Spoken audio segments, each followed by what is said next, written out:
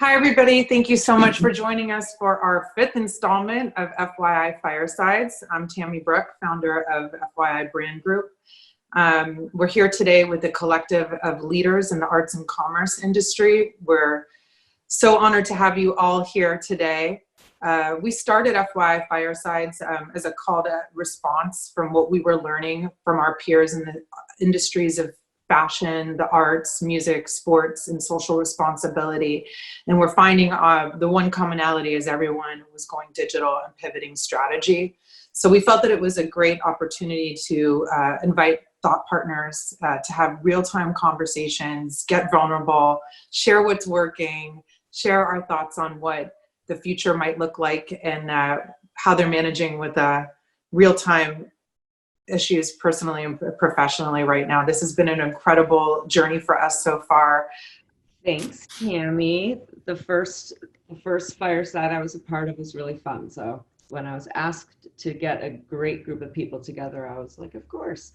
So basically everyone on this panel I've known directly or indirectly for some time. So thank you all so much for joining me tonight. It's a day by day because there's so many breaking trends that we're learning about every day. So it's definitely, we call this our cultural digital renaissance. That's what we call this era for us. We're embracing it with stride. It's actually, I feel really inspired, and so does my team. We're a little worried at first. We weren't sure what the landscape was going to be, but we saw that particularly for the talent that we represent that are all very creative, they were thriving in that idea of just grasping towards collaboration to create new content and to storytell. So our agency, like the crux of what we do is about creating innovative storytelling moments and brands. So it's been exciting to see things like Travis Scott get together with Fortnite to create a digital experience that was unprecedented, or to see Davido, our client who's a huge Afrobeats artist who has a song called Dolce & Gabbana. We were able to partner with Dolce to support their COVID-19 research fund in Milan. And we created the first fashion PSA film for COVID with an artist, branded Dolce & Gabbana. Yeah, I mean, juggling is the right word. If you know me, you know that I like to work, and that, I like to have different projects going at the same time. Speaking more specifically of the Thakoon project, that was something where, it was about 3 years ago, maybe 4 years ago now, where I started to feel that, maybe the way things were going, or the way that we're operating in terms of, doing runway shows 6 months before customers are able to purchase anything, and then, pricing all of the products so expensively, like all of the traditional ways that we kind of like grew up in fashion wasn't really working. So, 4 years ago, I decided that it was time for me to kind of pivot into a new business model that was going to make more sense for the new generation, but also for me personally. I wasn't really satisfied with making clothes that were only for a red carpet. I wanted to make clothes that were really for the everyday. And I saw other designers in other design disciplines, doing things for the consumer. Like if you look at like car designers, for example, they design way in advance, and they're really sort of taking everything into consideration in terms of what they're designing for, and who they're designing for, and the safety measures, and so I wanted to practice that as well. I think that for a long time in fashion, we design for the runway, and then afterwards it's up to magazines like Vogue and big fashion publications to really sort of put out the word for the customer. But I saw that crumbling really quickly, and I think that as the digital age became bigger and bigger, and customers sort of had control of their message and had control of information, and they were dictating actually what they wanted to read and buy, it was up to all of us in fashion to pivot quickly. So that's what I've done, and we are thriving. The Thakoon brand right now, we have a great e-com platform. We have great design essentials that are really well priced, that people are really it's unfortunate that it's COVID, but the clothes are perfectly timed for, at-home essentials right now. And so, we have sweatshirts that are really well priced and well made that are selling out. We have boiler suits that are selling out. We have trench coats that are selling. So it's I can't complain. I was on this BOF call with other designers. We had a meeting with other independent designers that are sort of going through a lot of problems right now, and they can't say the same thing about thriving. So I'm in a fortunate place. I was kind of thinking what would resonate, and for me what resonates is style, and so that's what Homegirls is about. It's about talking to women in a way that is about style and not fashion. It's not loud fashion. It's not about big ruffles on your shoulder here, or like asymmetric top there, or sequins. It's really about clothes that are classic and timeless, but the way that you wear them makes them feel new. And so that's a conversation that has been going on behind the fashion scenes for a long time. All of the stylists that we all know and love subscribe to the idea of wearing menswear. And so that's how the magazine was born. And we published a print version, but we also wanted to do something digital. We always had the digital mindset because the magazine was started on Instagram, and it's gained following through on Instagram like crazy. And so we always knew that the audience is digital first. So what we wanted to do was we wanted to make sure that we had a print version to sort of be the pinnacle, but then the digital cover as the thing that's going to go viral.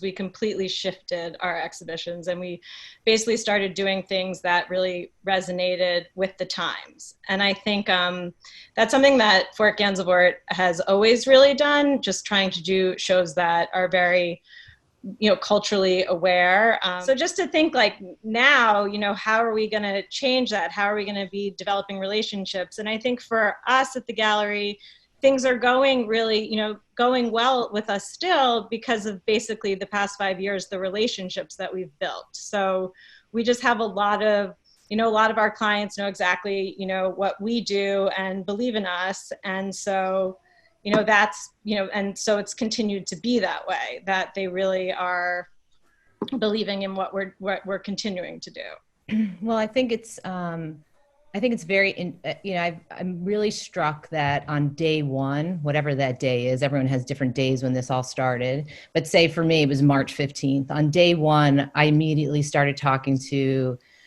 Vogue, Vanity Fair, the magazines that Annie works with, and advertisers to immediately figure out what we were going to do. And digital has always been there. It's not like digital is new. I mean, digital has been with us. It's just that people didn't maximize using digital. They chose to prioritize and make print more, the priority versus digital. And so there had to be this overnight shift where all of a sudden, no one knew when there was going to be print again or when you'd be able to do a shoot again. So everyone had to embrace digital and figure out, what does that mean? So the first response to it was give people have people shoot themselves and do selfies, like what Thakoon was saying, which is amazing because it gave you a look at people's lives and what they were doing at this time. Now I think, we've kind of done that. We are not sure when New Yorkers are going to go back or when anyone's going to go back. And we're kind of looking at Paris and Milan, who are starting to reopen, and see how that kind of evolves. And I feel like advertisers and brands are starting to think, okay, how much content can we do at home? Like, what's the next thing that we can do virtually and still create contact, but make it different from what we've done before? So I think it's constantly evolving. And what I think is interesting and I think really important is that people are really collaborating. It's become this team effort where it's not one person saying, I think we should do this. It's more kind of an open conversation about how do we all do this? What is the next step? What's the new landscape going to look like? How do we get to do a shoot with under 10 people? Can we do a shoot virtually? Is it do you become an art director and direct a shoot and have someone shoot themselves? Or are you like Josiah, who's taking pictures with his family, which is amazing. And that's, people, photographers start with what they know, and that's the family. And then, you build on that. So I think I'm optimistic, and I think there's lots of opportunities. And I think that brands are really open to figuring it out. And I think now everyone's talking about, okay, we've maximized everything that we can right now, and we've done everything for free, and no one's made any money, or we've given money to charities, and we still want to continue to do that. But how do we all kind of, for better or worse, make some money and make it and continue keeping it as a business? Because it can't sustain itself if no one ever makes any money anymore. So there has to be that has to be figured out. And I think that's the part that everyone's trying to figure out now, and especially with, budgets being smaller and people really not having the same full staffs and all of that stuff. So it's a lot of problem solving, but I think that everyone's doing it together. So I feel positive about the future. It's a question we ask often. I think that everyone who spoke prior, Thakoon, Carolyn, Karen, Tammy, bring up, we're all in different industries, but we're all talking about really similar things to make things fly. So you're dealing with what's essential. I think that's a big question we all ask ourselves. Like, there really is only room now for what is essential, what's authentic, what's storytelling. And if you can really get that right for the talent, whatever that talent might be in, whatever sort of discipline they might be in, and then use digital as a way to connect to that, then I think people have a real shot of, being successful. I think that, platforms have played a very large part in my business. So Chrissy has a tremendous amount of followers. Alicia Keys has a tremendous amount of followers. And we were really marrying that with the experiential. I would say, up until this whole thing happened last year, certainly was a big experiential year for everyone, because it was a great way to bring something that you felt like you were in somebody's home, that you could actually see them doing it in person. And that really was a connection of community. Now you see people really just coming at it themselves and filming themselves. And it's not like, oh, let's shoot this digital short. It's like, hi, I'm waking up. And that's a different level of connection. That's a different level of storytelling. And I think, to Karen's point, we'll figure out how the businesses of television and music and books, catch up to that. But I don't think that there's going to be some magic button that we all press and go back to our other ways of business. This is going to have a long-term effect on how people connect, how people storytell, and how people truly express themselves. So while I think we'll get to a new hybrid normal of things, and there will be shoots, and there will be a version of a fashion show, and there will be people going back to SF MoMA because we need our public arts institutions, I think it's going to be forever changed. So even like right now, my baby naps in my arms. So that's could be 2 to 4 hours a day where I'm holding him. We're working on the sleep training starting this month. But so what I've been able to do is, like, through meditation, is think about the paintings. And I think that's been just a really great way to slow down, to not be in this super like produce. I have to be so ambitious and so prolific, and you kind of get caught in your own wheel. So this really has been an amazing time for me to slow down, spend that time holding my baby that, is so precious. But to be able, while he's napping, like really, daydream, and really start to kind of come up with, I mean, I don't know about the other artists, but like a lot of it comes through like slowing down, not thinking so much, and let my imagination kind of take over. So being able to be home has kind of given me that time to really think before just jumping in and doing. Not so emotionally driven with this like volatile expressiveness to the painting, but kind of thinking about like, what kind of painting would a mother make? How do you make a soothing painting? And I think this like idea of being soothed is you know, obviously important as a mom, and I'm trying to get my baby to nap, but like for everyone right now and all this anxiety and fear that we're in the middle of, like, what do we really need? Like we need our mom to be soothing. Luckily, I'm used to kind of storytelling with photography. So I had an opportunity to capture Atlanta while I was here, of just like, you know, the energy around the city and like, you know, closed businesses. Because a lot of people are out here. Like there's not that much quarantine going on right now. But I went out and captured a bunch of images for Rolling Stone about the city and coronavirus. And that was one thing that kept me busy, but I came back here initially to work on this conceptual project. That was kind of like the end of last year. I was just thinking about my life and like how far I've came as an artist or just as myself, you know, and thinking about how and like why it worked out for me in a kind of a way, or why it's working out for me.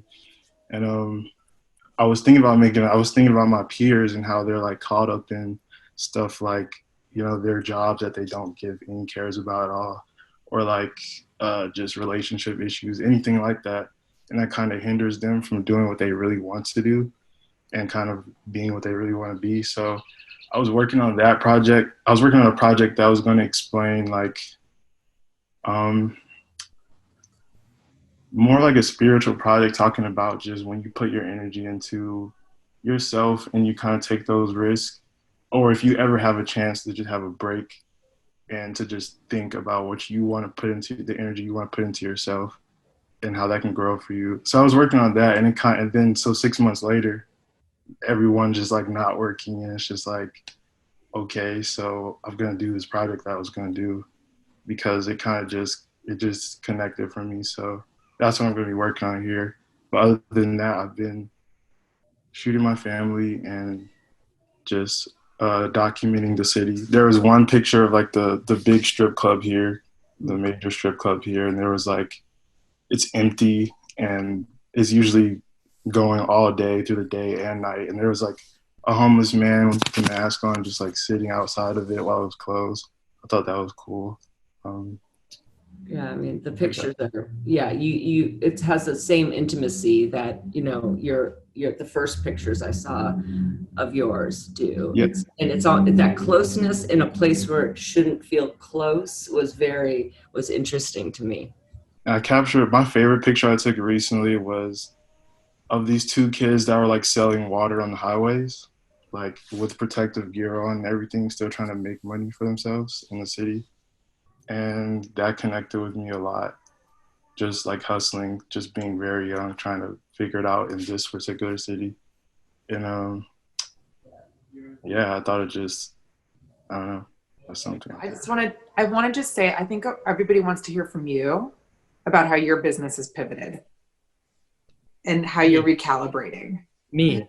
No, from Jill. I want to hear from exactly. Jill. I move on to the next. Yeah, no, I'm just, you know, trying to, you know, experiment, and I had an incredible call today. Just, you know, someone from Netflix like heard about me and wants me to get involved in this project. And, you know, it's funny. There are projects that are just non-traditional in what I'm used to, but it's been fun to realize, oh wait, I can do this because the foundation's there, whether it's a magazine. I have all of this I've learned from all of you and from years being surrounded by just really cool, smart people that you don't realize the knowledge you have or what you've learned until you're asked a question and you realize you just blurted out an answer that you didn't know was inside of you. So yeah, it's been fun. And I just, the silver lining, you know, when there's the breakdown, there's the breakthrough. And we just have to know that this is the planet's breakdown, all of us, and we're going to break through. To add to both Andy and Carolyn mentioned connecting, and I think that what has struck me is community and support, and how the community is just getting bigger and bigger. I mean, look at the panel here, we're meeting new people, everyone's connecting, everyone's talking about different things and sharing. Everyone's sharing ideas and, they're, and very personal, I think but I think the support also that everyone is giving everyone, each other is really crucial during this time. I just feel like a lot of people are going to be able to, like hitching on what Carolyn and Laurel says, just be able to kind of like find their calling and kind of just blind themselves out from every other thing they've been worrying about. And there's going to be a lot of new artists, and creativity is going to be like it's going to like equal capital almost. So I just feel like everyone's going to kind of just switch their thing and become something better, or find something they can just make themselves happier with that they weren't into before. Or they didn't have the time to find out. I think we're all going to find our authentic self. I think that the word authenticity has been out there for a while, but literally like you're going to have to find your authentic self in all of this, and you're going to create with your authentic self, which I think is great. I think also we're going to do it with an understanding of being better for Mother Nature. I think that, like sustainability is the biggest problem that we have to solve. And I think that this time is making us really think about what we're creating and why we're doing it, and not to overcreate. And so I think that those two things are going to be important.